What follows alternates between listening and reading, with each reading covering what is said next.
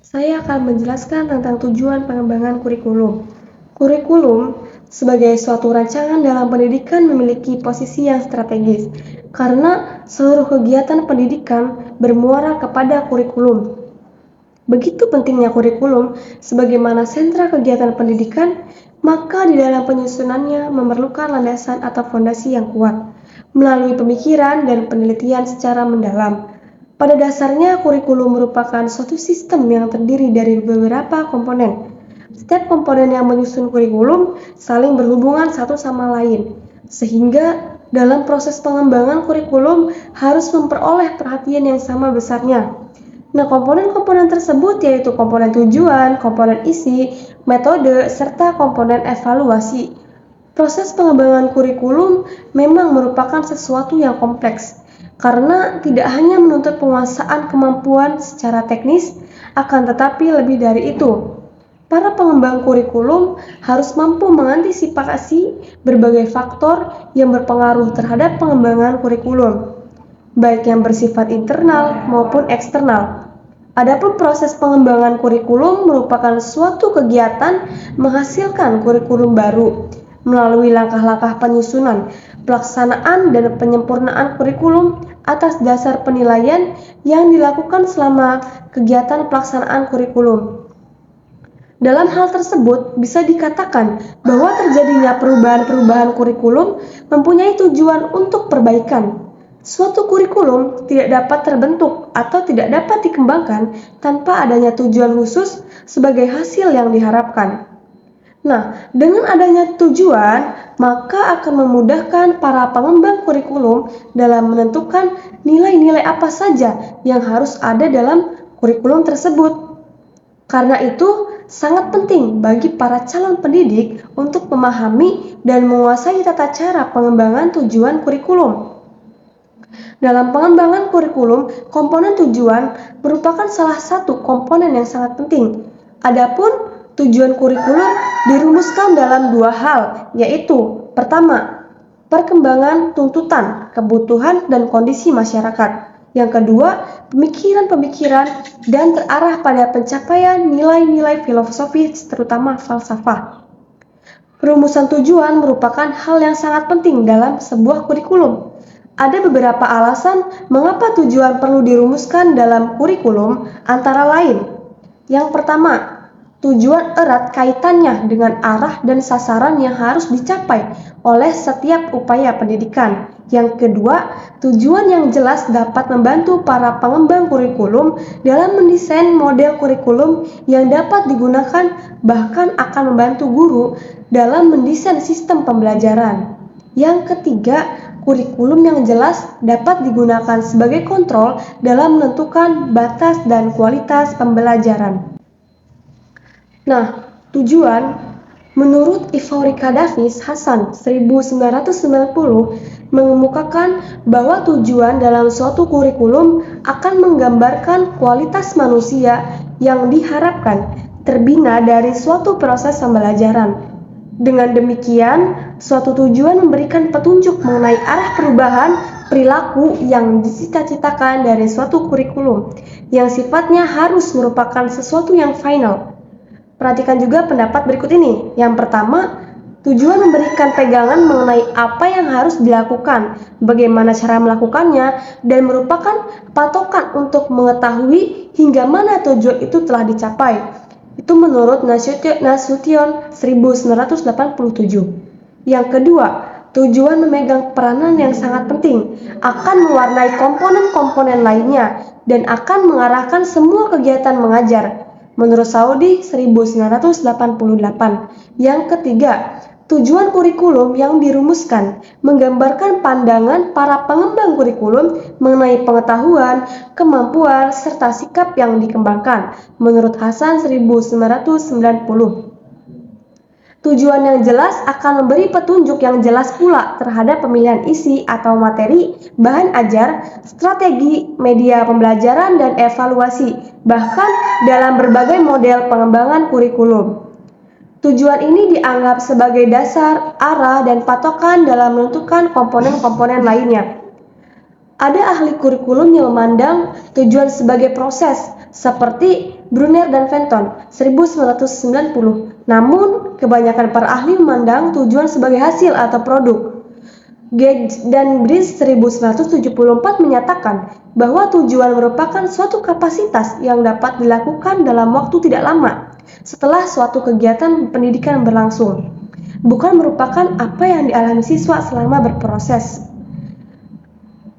K.M. Birch Jr. 1967 mengemukakan bahwa tujuan itu harus menggambarkan produk atau hasil, bukan prosesnya. Terlepas dari masalah apakah sebagai proses ataupun hasil, tujuan kurikulum tidak dapat melepaskan diri dari tuntutan dan kebutuhan masyarakat, serta didasari oleh falsafah dan ideologi suatu negara. Hal ini dapat dimengerti sebab upaya pendidikan itu sendiri merupakan subsistem dalam sistem masyarakat dan negara, sehingga kekuatan-kekuatan sosial, politik, budaya, ekonomi sangat berperan dalam menentukan tujuan kurikulum atau tujuan pendidikan, terutama tujuan yang sifatnya umum atau nasional. Pengembangan kurikulum di Indonesia tidak dapat juga terlepas dari tujuan pendidikan nasional sebagaimana tertuang dalam Undang-Undang Nomor 20 tentang Sistem Pendidikan Nasional tahun 2003 UU Sidiknas Pasal 3 yang menyebutkan bahwa pendidikan nasional berfungsi mengembangkan kemampuan dan membentuk watak serta peradaban bangsa yang bermanfaat dalam rangka mencerdaskan kehidupan bangsa, bertujuan untuk berkembangnya potensi peserta didik agar manusia menjadi yang beriman dan bertakwa kepada Tuhan Yang Maha Esa, berakhlak mulia, sehat, mandiri, dan menjadi warga negara yang demokratif secara bertanggung jawab. Tujuan pengembangan kurikulum juga harus memperhatikan tujuan institusional atau tujuan lembaga atau tujuan satuan pendidikan, tujuan kurikuler atau bidang studi, tujuan instruksional atau tujuan pembelajaran, semuanya perlu dipertimbangkan dalam pengembangan kurikulum. Di sisi lain, dapat ditegaskan bahwa tujuan pengembangan kurikulum tidak dapat dilepas dari tujuan pendidikan itu sendiri. Sebab kurikulum merupakan ujung tombak ideal dari visi, misi, dan tujuan pendidikan sebuah bangsa. Secara makro, jika dilihat dari beberapa landasan pengembangan kurikulum, pada dasarnya tujuan pengembangan kurikulum mengacu kepada paradigma pergeseran filsafat pendidikan, perubahan dan pergeseran sosial dan pengembangan pengetahuan, seperti pengembangan sains dan teknologi. Dapat juga dikatakan bahwa pengembangan kurikulum bertujuan untuk menyikapi persoalan sosial yang datang seiring perputarnya waktu. Dari paparan di atas dapat dipahami adanya 4 tujuan pengembangan kurikulum yang substansial. Yang nomor 1, merekonstruksi kurikulum yang sebelumnya. 2, menginovasi. Ketiga, beradaptasi dengan perubahan sosial atau sisi positifnya. Yang keempat, mengeksplorasi pengetahuan yang masih tersembunyi berdasarkan tujuan pendidikan nasional yang telah dirumuskan. Nah, dari pengembangan kurikulum harus berakar, namun juga berpucuk menjulang tinggi, beranting dan berdaun rindang. Berakar berarti tetap berpegang kepada falsafah bangsa, dan menjulang berarti mengikuti perubahan dan perkembangan zaman. Selanjutnya ada hierarki tujuan. Nah, hierarki tujuan itu terbagi menjadi 4. Yang pertama, hierarki tujuan umum pendidikan nasional atau TPN adalah tujuan yang ingin dicapai secara nasional yang dilandasi oleh falsafah suatu negara. TPN atau tujuan pendidikan nasional merupakan sasaran akhir yang harus dijadikan pedoman oleh setiap usaha pendidikan. Artinya, setiap lembaga dan penyelenggara, baik pendidikan yang diselenggarakan oleh lembaga pendidikan formal, informal, maupun non-formal. Tujuan pendidikan umum biasanya dirumuskan dalam bentuk perilaku yang ideal, sesuai dengan pandangan hidup dan filsafat suatu negara yang dirumuskan oleh pemerintah dalam bentuk undang-undang. TPN atau tujuan pendidikan nasional merupakan sumber dan pedoman dalam usaha penyelenggaraan pendidikan. Sifat tujuan ini yaitu ideal, komprehensif, utuh, dan menjadi induk bagi tujuan-tujuan yang ada di bawahnya. Memang sulit untuk mencari ukuran dari tujuan yang ideal.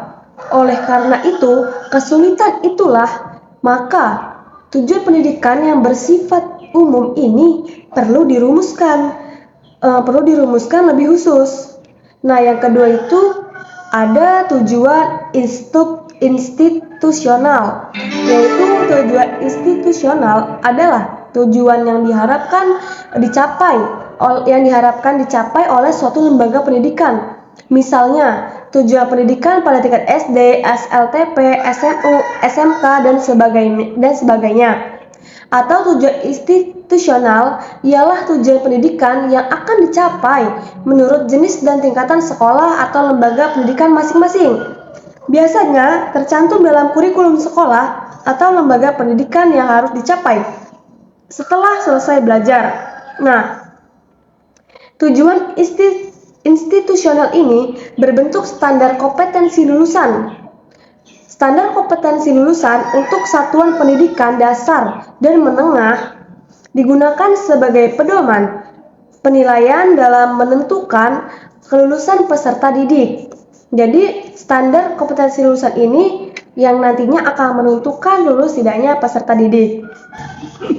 Standar kompetensi lulusan tersebut meliputi standar kompetensi lulusan minimal satuan pendidikan dasar dan menengah, standar kompetensi lulusan minimal kelompok mata pelajaran, dan standar kompetensi lulusan minimal mata pelajaran.